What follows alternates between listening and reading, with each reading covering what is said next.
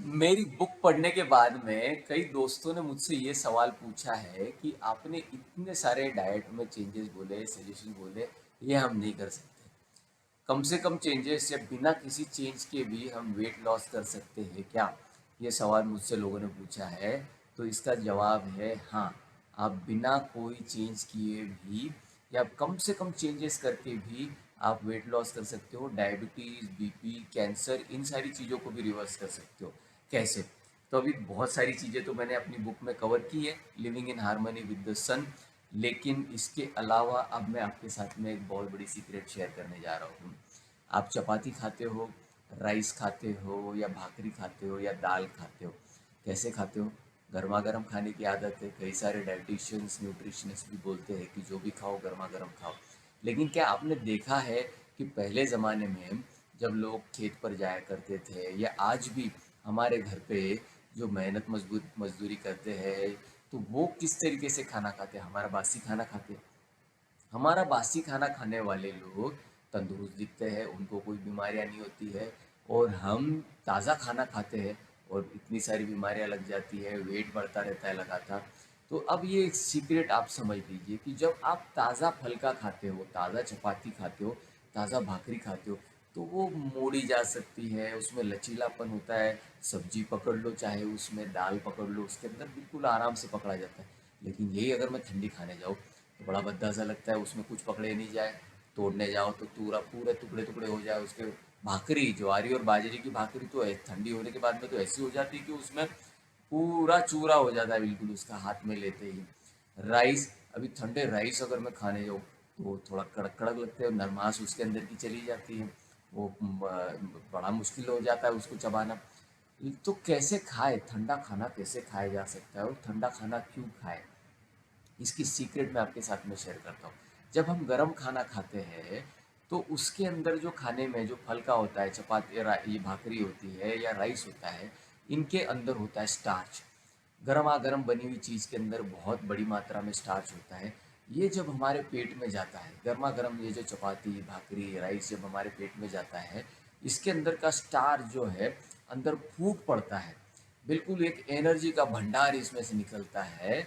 Starch इसके अंदर से कन्वर्ट हो जाती है एनर्जी में। तब इसमें क्या होता है कि हमारा पैंक्रियाज इसके ऊपर इंसुलिन निकालता है, ताकि इसमें से निकलने वाली जो शुगर है उसको सप्रेस किया जा सकता है।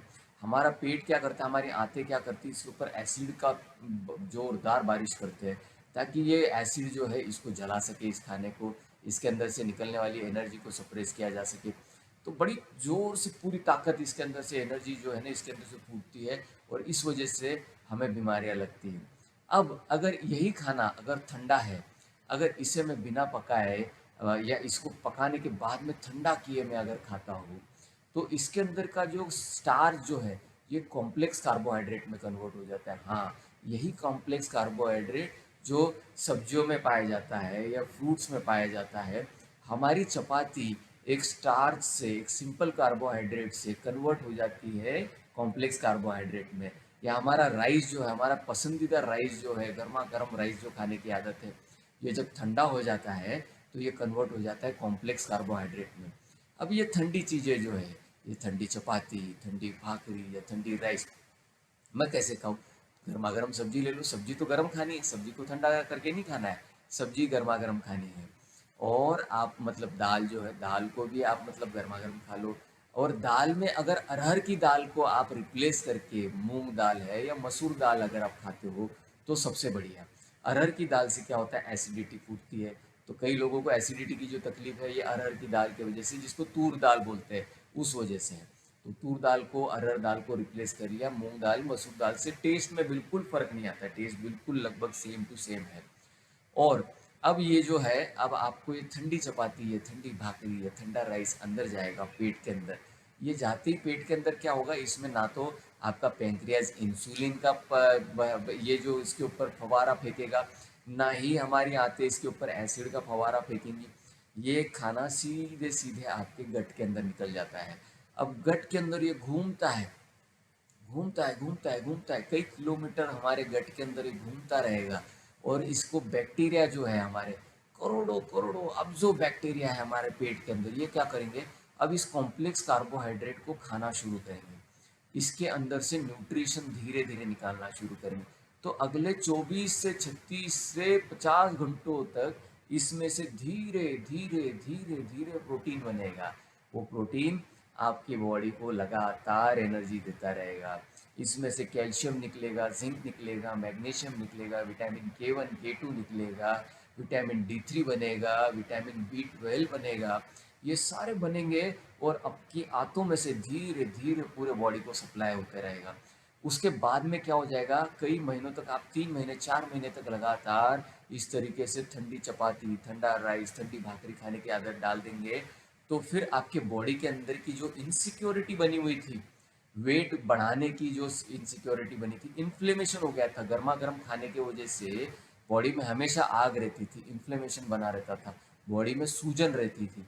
अब ये जो ठंडा में चपाती राइस भाकरी खाने वाला हूँ, इससे बॉडी की सूजन मेरी कम होना शुरू हो जाएगी, इन्फ्लेमेशन कम होना शुरू हो जाएगा।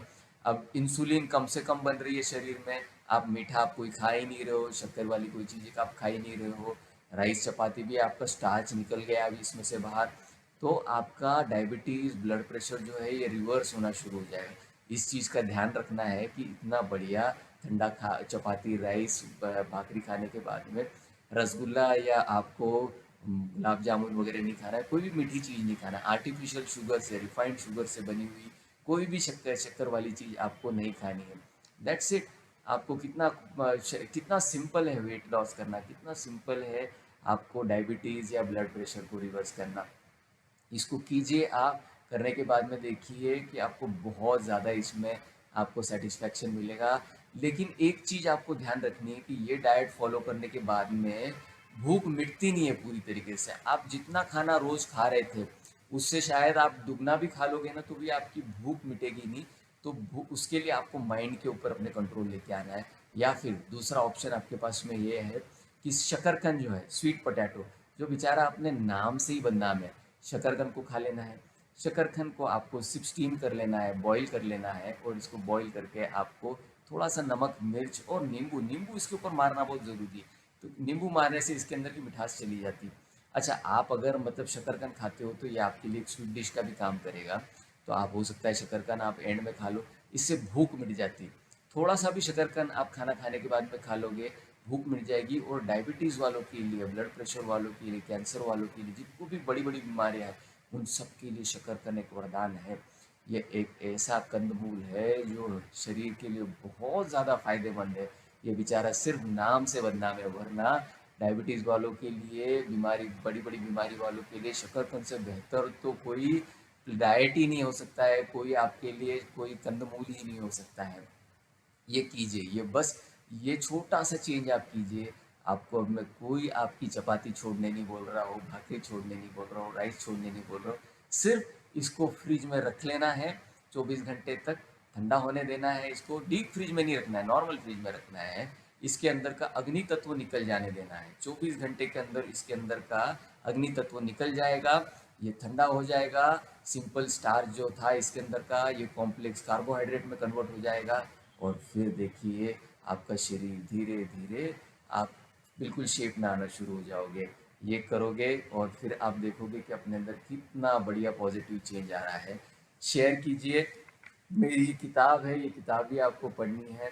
बहुत सारे ऐसे नुस्खे मैंने मेरी किताब में दिए हैं जो आपके काम में आएंगे और आपको बहुत ज़्यादा एक बेहतर शरीर प्राप्त करने में आपकी मदद करेंगे। धन्यवाद।